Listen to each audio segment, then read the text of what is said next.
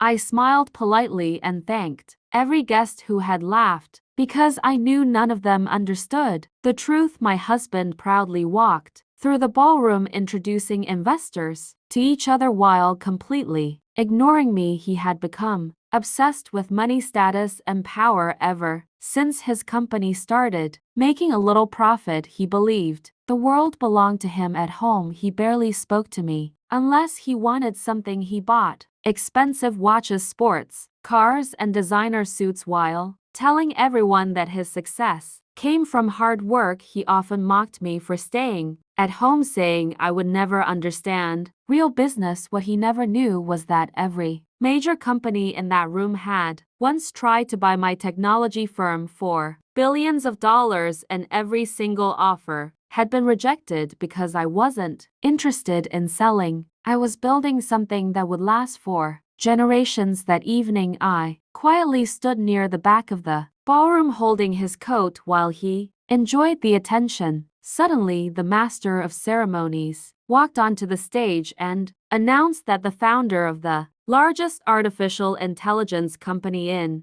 America had finally arrived. The room exploded into applause. Every billionaire stood up. My husband quickly adjusted his tie and whispered to me, "Stay behind me and don't embarrass me." He believed he was about to meet the most powerful business leader in the country. He had absolutely no idea that the man walking through those golden doors wasn't coming to meet him, he was coming to meet me. The man stepped into the ballroom surrounded by security directors and international investors. Every conversation stopped the moment he entered because everyone in America knew his face. He was Michael Anderson, the billionaire, founder of the largest technology group in the country. My husband pushed through the crowd with a huge smile, already extending his hand before Michael could even reach the stage. But Michael didn't even look at him. He walked straight past him, stopped in front of me, smiled warmly, and said, "Welcome back, Miss Emily. We've delayed tonight's announcement because we were waiting for our real founder to arrive." The entire ballroom froze. My husband looked at me, then at Michael, as if he had stopped understanding the English language. Reporters immediately pointed their cameras toward us. Investors began whispering to each other while the chairman hurried onto the stage and announced, "Ladies and gentlemen, please welcome the woman who secretly created the technology that changed our industry, the original founder and majority owner of Anderson Intelligence, Miss Emily Carter." My husband's face turned completely white. The same people who had laughed at me only moments earlier suddenly stood up out of respect. Michael handed me a golden folder containing the final merger agreement worth $28 billion, then looked directly at my husband and calmly asked, "Is this really the woman you introduced as your maid? Because according to every legal document in my hands, she is about to become the youngest female billionaire in the country." And at that exact moment, every television camera in the room turned toward my husband, waiting to see how the man who had humiliated his own wife would explain himself to the entire world. My husband stood frozen, unable to say a single word while every camera focused on his face. The investors, who had been shaking his hand only minutes earlier, slowly stepped away from him as if they had never known him. Michael Anderson invited me onto the stage and handed me the microphone before saying, "Tonight belongs to the woman who changed the future of technology but never asked for recognition." The audience erupted into applause while my husband desperately pushed through the crowd, shouting that there had to be some mistake. I calmly opened the golden folder and displayed the original incorporation papers, the first patent certificates, and every legal document carrying my signature dated years before I had even met him. The chairman of the board immediately confirmed that every document had already been verified by international auditors and government authorities, meaning I was the sole majority owner of the company, now valued at more than $28 billion.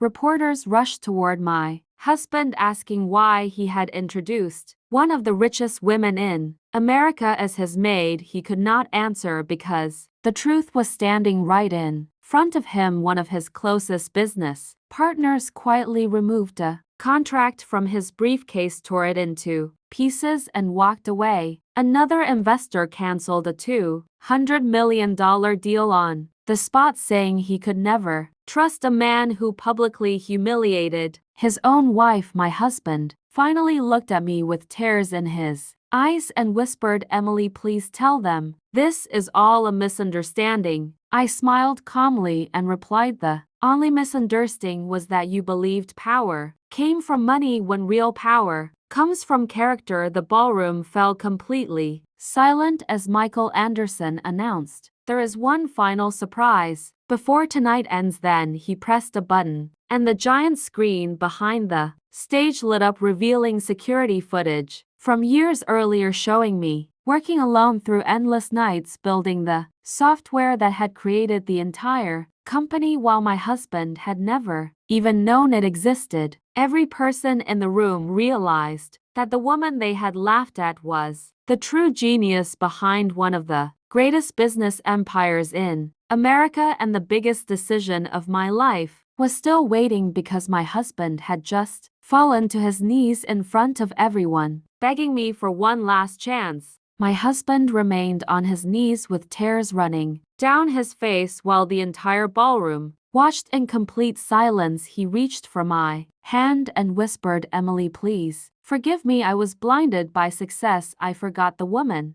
who stood beside me from the beginning." I slowly stepped back because the pain of years could never disappear. In a single moment, I looked around the room and saw the same people who had laughed at me only minutes earlier, now lowering their eyes in shame. Michael Anderson quietly handed me another sealed envelope and said, "Your late father asked me to give this to you only on the day the world finally learned who you really are." My hands trembled as I opened it. Inside was a handwritten letter from my father. "Emily, if you are reading this, then you have already passed the greatest test of your life. Never measure a person's love by the words they speak. Measure it by how they treat you when they believe you have nothing. I built this company for you, but I hid your name because I wanted to know whether the man you married loved your heart or only your success. If he ever humiliates you for being ordinary, then remember, he was never worthy of knowing who you truly are." Tears filled my eyes as I folded the letter and placed it against my heart. The chairman then stood before the audience and officially announced that from this moment I would become the new chairwoman and chief executive officer of the entire company. Every employee, every investor, and every guest stood on their feet applauding, while my husband watched everything he had dreamed of slipping away. The board immediately voted to terminate every business partnership connected to him after learning how he had publicly insulted the company's founder. His investors canceled their agreements, his sponsors withdrew their support, and within a single hour the empire he had spent years building began collapsing piece by piece. He looked at me one last time and quietly asked, "Was there ever a chance for us to be happy?" I looked into his eyes and softly replied, "Yes, there was, but you lost it the day you became ashamed of the woman who loved you before the world knew my name." Then I turned toward the stage, accepted my new position, and walked forward as thousands of people applauded, because the woman they had called a maid had just become the most powerful business leader in the room. And the next morning, every newspaper in America carried only one headline: "The maid who was actually the billionaire CEO." I looked at my husband for the last time and realized the man standing in front of me was no longer the person I had fallen in love with. He had not lost me because I became successful. He had lost me the moment he stopped respecting me. I thanked every employee who had believed in me, accepted the position of chief executive officer, and promised that no worker would ever again be judged by their clothes, their salary, or their Background: over the next 12 months, our company became the fastest growing technology business in America. We created thousands of new jobs, opened research centers across the country, and donated millions of dollars to schools where talented students could chase their dreams regardless of how poor they were. Every major business magazine placed my story on the front page, calling me the woman who proved that character is worth